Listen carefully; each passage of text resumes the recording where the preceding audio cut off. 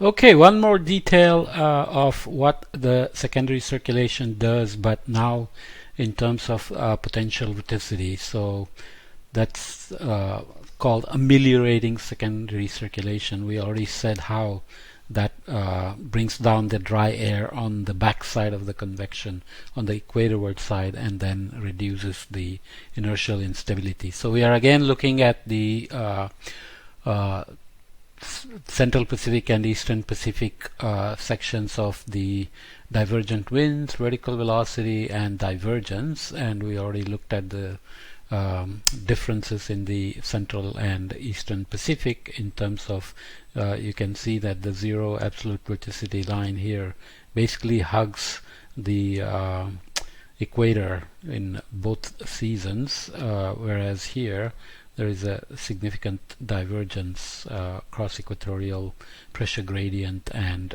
advection across the equator. Deriving of the barotropic potential vorticity itself is done in Appendix I, which I have included here, starting with our zonal and meridional equations of motion, defining the relative vorticity and divergence, differentiating those two equations and writing the vorticity equation, already the total vorticity, zeta plus f. Then write the continuity equation in terms of divergence and the vertical term, the thermodynamic equation in terms of diabatic heating. I'm just going to go through them because we have already seen these several times before, but we are just writing them slightly differently in terms of this divergence term, just for this secondary circulation. Okay, so write the vorticity equation in terms of the vertical gradient of potential temperature and vorticity. Basically, we are still saying the same thing, that diabatic heating produces vorticity, advection, and stretching, and is related to vertical stability, which we already looked at several times. So you can write d dt of eta d theta dp. You can think of this as vertical gradient of potential temperature, which is the stability. So eta times ddp of theta over cpt q dot, which is our heating rate, times the frictional term, which is like the curl of the friction, and that's the material derivative or the total derivative. PV on an isobaric surface then becomes QP is minus G eta d theta dP. So we are just doing, instead of x, y, and z, we are doing x, y, and p, which is always done in the atmosphere.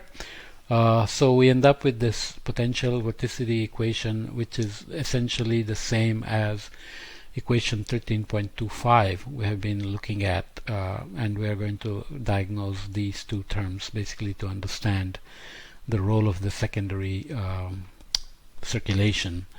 Baroclinic atmosphere, it's much more complicated derivation, but here is how the equation looks when you do the derivation.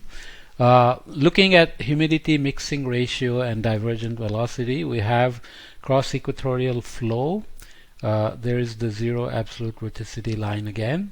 So we are plotting meridional and vertical velocities, so you can see the rising motion here, and this is the specific humidity that is being shown in terms of grams per kilogram. So where you have the ITCZ, you of course have low level moisture loading that's being taken up, and then you have this dry air, cold air being brought down, right?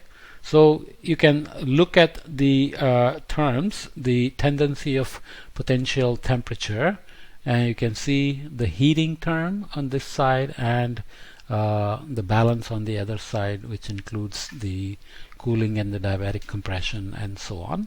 Remembering again, QP is this term in terms of d theta dP. So vertical gradient of the material tendency of potential temperature, shows basically some features which are interesting, how these things extend down over to 20 south, the negative positive structure, the maximum loading here around 7 north for the vertical gradient of the material tendency of the potential temperature, and the secondary circulation is basically balancing the vorticity, again reducing the inertial instability that is created by advection across the equator. Even the friction plays a role because that is also going to affect the vorticity. So mean mid-latitude height cross sections of moisture and thermodynamic quantities over the eastern Pacific Ocean. Humidity mixing ratio we already saw in vectors denoting divergent part of the circulation. The vertical component of each vector is scaled to make it so usually the vertical velocity is orders of magnitude smaller, so it's scaled by 50 here, and this is just the divergent part, VD. Rotational part is removed.